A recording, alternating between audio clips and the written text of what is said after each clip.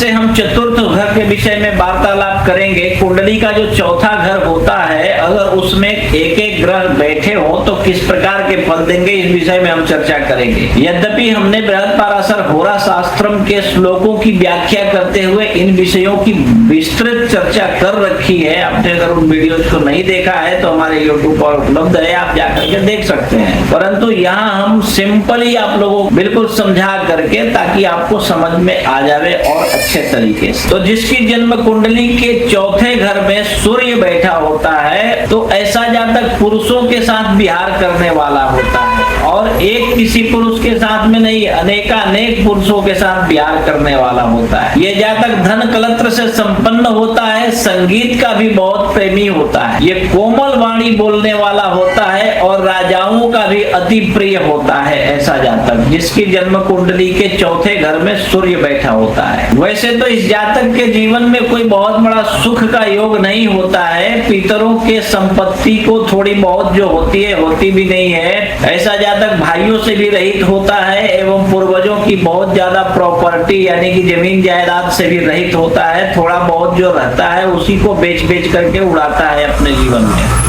ऐसा जातक अपने पिता से भी बैर रखने वाला, हृदय रोग से ग्रसित होता है एवं दुर्बल और कृशकाय शरीर लिए होता है।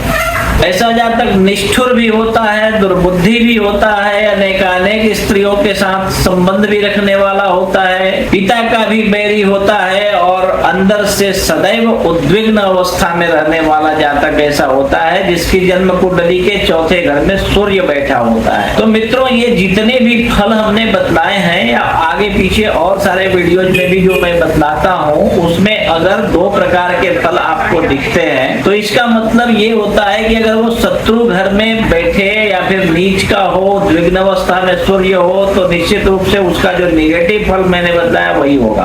और अगर सूर्य अच्छी स्थिति में हो, मित्र के घर में या स्वराशि में या उच्च का होकर के बैठा हो किसी भी घर में, तो उसका जो मैंने शुभ फल आप लोगों को बतलाया है वो शुभ फल होता है। समझ गए? इस प्रकार से आप समझना।